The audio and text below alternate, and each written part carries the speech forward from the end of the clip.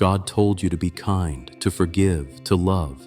But there are 5 things He never meant for you to share. Not with friends, not with family, not even with the people you trust most, because some truths are sacred, and the moment you speak them, you invite spiritual warfare. Let's talk about what God said you should never tell anyone. Number 1, never tell anyone your next move.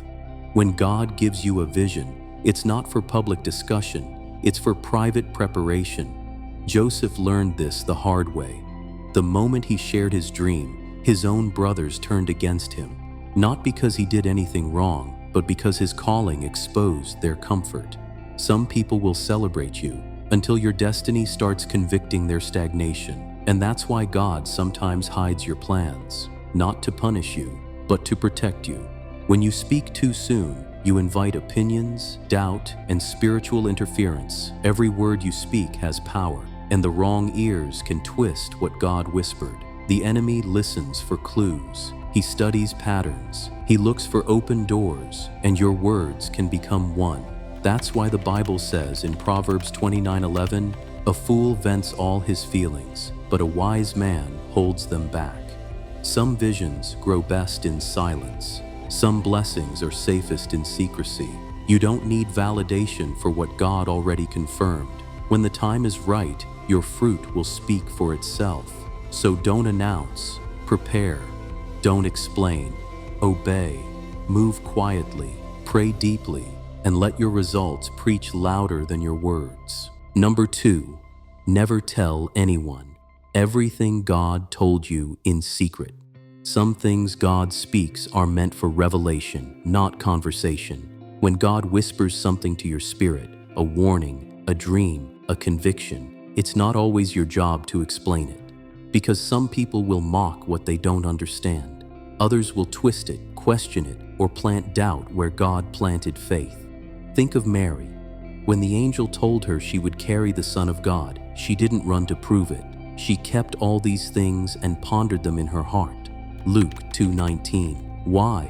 Because revelation loses its purity when exposed to the wrong atmosphere. There are moments when God speaks to protect, to instruct, or to prepare. And if you release it too early, you invite voices that were never meant to influence your obedience. Some divine instructions are like seeds. If you dig them up too soon, they'll never grow. So guard what God whispers. Not every word is meant for the public. Some are meant for your altar, not your audience. Remember, revelation is sacred currency. Spend it only where there's discernment.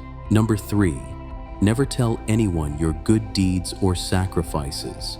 In a world obsessed with showing everything, God still values what's done in secret.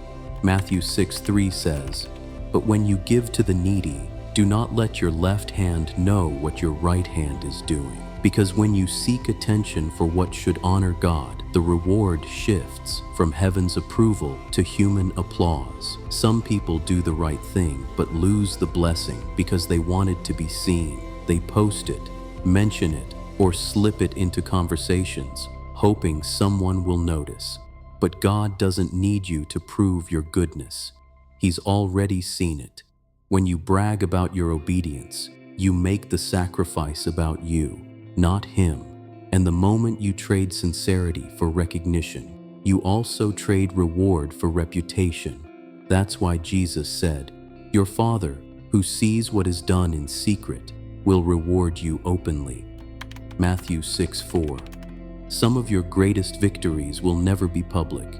Your tears, your fasting, your giving, they may go unseen by people, but they echo loudly in heaven. So give silently, pray privately, love humbly, because when you keep your sacrifices hidden, God makes sure your results can't be ignored. Number 4, never tell anyone your weaknesses. While you're still healing, there's a difference between a testimony and a wound.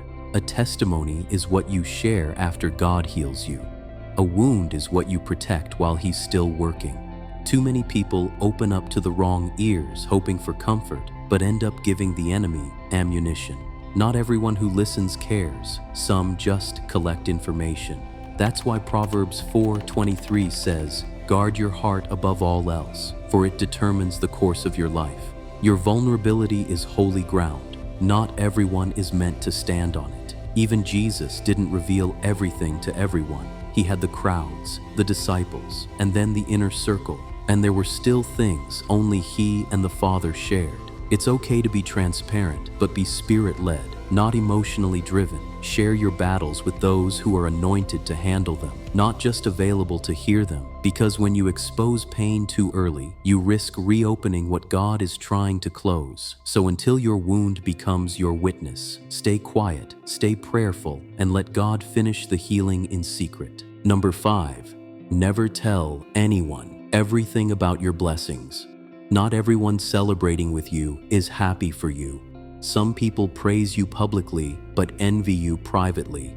And if the enemy can't steal your faith, he'll try to steal your focus by turning your blessings into a target. That's why sometimes after God blesses you, things suddenly get harder because you exposed what was meant to stay hidden. Think of the wise men who visited Jesus. After they found him, an angel warned them not to tell Herod where the child was. Some blessings are fragile, too new to survive exposure. God's favor is like fresh oil. It must be covered until it's ready to pour. When you tell the wrong people what God gave you, jealousy, doubt, and curses can follow. That's not superstition. That's spiritual wisdom. Celebrate in gratitude, not in public display. Thank God quietly before you tell the world loudly. Let your peace be the proof that you're blessed, not your posts or your praise reports. Because true favor doesn't need an announcement. It reveals itself in time. Every secret God asks you to guard isn't about silence. It's about stewardship. Your dreams, your revelations, your sacrifices, your healing, your blessings, they're all sacred assignments. And when you learn to protect what's holy, you create space for God to multiply it, because the enemy can't attack what he doesn't know about, and people can't curse what they can't see. So guard your words like you guard your heart. Move quietly, love deeply, and let your life speak louder than your lips. The truth is, God's not trying to hide things from you. He's teaching you how to protect what's for you, because when you learn to move in silence, he starts to speak louder in your spirit. So before you share your next dream, blessing, or breakthrough, ask yourself, is this for people's ears or for God's glory? If this message spoke to you, drop a "guard it" in the comments, and make sure you subscribe, because the next message will reveal how God exposes people who secretly plot against your destiny. Stay covered, stay discerning. God is still speaking. Just make sure the right people are listening.